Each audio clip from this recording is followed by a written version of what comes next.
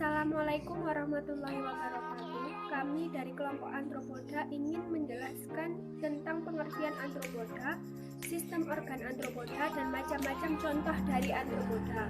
Sebelum itu kami akan memperkenalkan diri terlebih dahulu. Saya Andira Feliana Sarina, kelas 10 bahasa absen 1, dan rekan saya.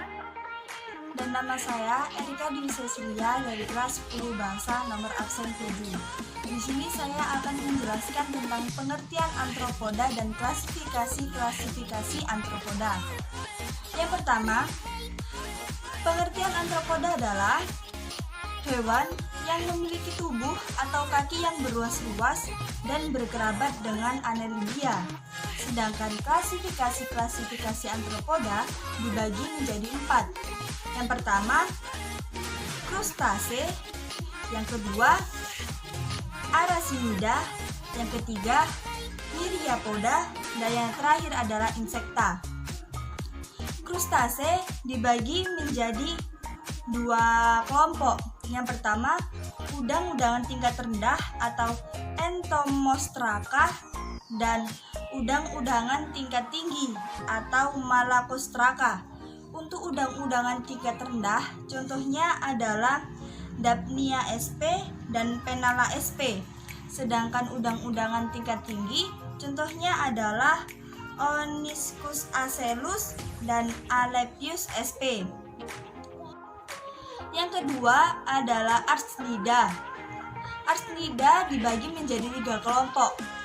Yang pertama adalah Arachnoide, yang kedua Acarina, dan yang terakhir adalah Scorpionida. Arachnoide merupakan bangsa laba-laba yang perutnya tidak bersegmen. Contohnya adalah laba-laba. Yang kedua, Acarina. Acarina merupakan bangsa tungau. Contohnya tungau ataupun caplak. Dan yang terakhir adalah Scorpionida. Scorpionida merupakan bangsa kalajengking yang mempunyai sengat. Contohnya adalah kalajengking. Yang ketiga adalah myriapoda. Myriapoda dibagi menjadi 2 kelompok. Yang pertama adalah Silopoda dan yang kedua adalah Diplopoda. Silopoda merupakan myriapoda dengan 1 pasang kaki di tiap ruasnya. Contohnya adalah kelabang ataupun lipan. Yang kedua adalah Diplopoda. Diplopoda merupakan myriapoda dengan 2 pasang kaki di tiap ruasnya. Contohnya adalah kaki seribu dan keluwing. Yang terakhir adalah insekta. Insekta dibagi menjadi 2. Yang pertama adalah Apterygota dan yang kedua adalah Pterygota. Apterygota adalah serangga tanpa sayap, contohnya kutu buku. Dan yang kedua adalah Pterygota atau serangga dengan sayap. Pterygota dibagi menjadi 2, Endopterygota dan Exopterygota. Yang dimaksud dengan Endopterygota adalah sayap yang berasal dari bagian dalam tubuh, seperti telur, larva, pupa, dan imango. Dan Exopterygota adalah sayap yang berasal dari luar tubuh, seperti telur, nimfa, imango. Endopterygota dibagi menjadi 6 kelompok. Yang pertama adalah Lepidoptera, yang kedua adalah Siphonoptera, yang ketiga adalah Hymenoptera, yang keempat adalah Coleoptera, yang kelima adalah Neuroptera, dan yang terakhir adalah Diptera. Sedangkan Exopterygota dibagi menjadi 4 kelompok. Yang pertama adalah Orthoptera, yang kedua adalah Isoptera, yang ketiga adalah Hemiptera, dan yang terakhir adalah Homoptera. Berdasarkan tipe mulutnya, insekta juga dapat dibedakan menjadi 4. Yang pertama adalah tipe penggigit, contohnya kecoa, belalang, capung, rangrang, semut, dan lebah. Yang kedua adalah tipe penjilat, contohnya lalat dan lebah. Yang ketiga adalah tipe penghisap atau proboscis, contohnya adalah kupu-kupu. Dan yang terakhir adalah tipe penusuk atau penghisap. Contohnya adalah nyamuk. Sistem reproduksi pada arthropoda. Yang pertama ada kelas krustase. Penjelasannya yaitu bersifat gonokoris, dibuahi secara internal, dan kopulasi dilakukan oleh gonopod secara ovipar. Yang kedua ada kelas arachnida.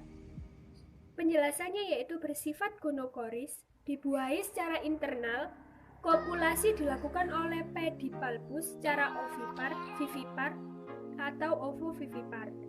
Yang ketiga ada kelas Myriapoda. Bersifat gonokoris, dibuahi secara internal, secara ovipar atau vivipar. Yang keempat ada kelas Insecta. Penjelasannya yaitu bersifat gonokoris juga, bisa parthenogenesis atau tanpa dibuahi, dan paedogenesis atau dibuahi pada larva atau secara internal, dan segmen ketujuh termodifikasi menjadi alat kopulasi. Telur yang telah dibuahi disimpan dalam ovopositor, dan sperma yang akan digunakan disimpan di spermateka. Sistem pencernaan. Sistem pencernaan arthropoda sudah lengkap. Mulutnya dilengkapi rahang serta memiliki anus. Urutannya adalah mulut, setelah mulut ada faring, setelah faring esofagus, setelah esofagus tembolok, setelah tembolok lambung, setelah lambung usus halus, setelah usus halus usus besar, lalu anus. Sistem syaraf. Sistem syaraf arthropoda merupakan sistem saraf tangga tali.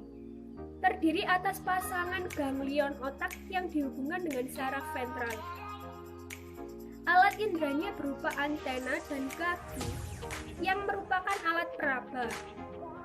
Mata arthropoda berupa faset atau mata dengan banyak lensa berbentuk segi enam, atau ocellus atau mata dengan lensa tunggal. Pada insekta terdapat membran timpanis sebagai alat pendengaran.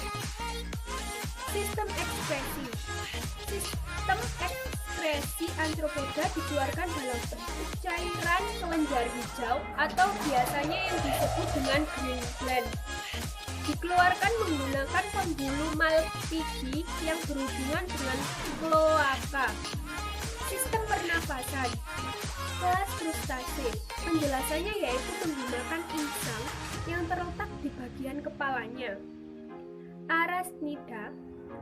Penjelasannya yaitu menggunakan paru-paru buku pada ruas abdomennya.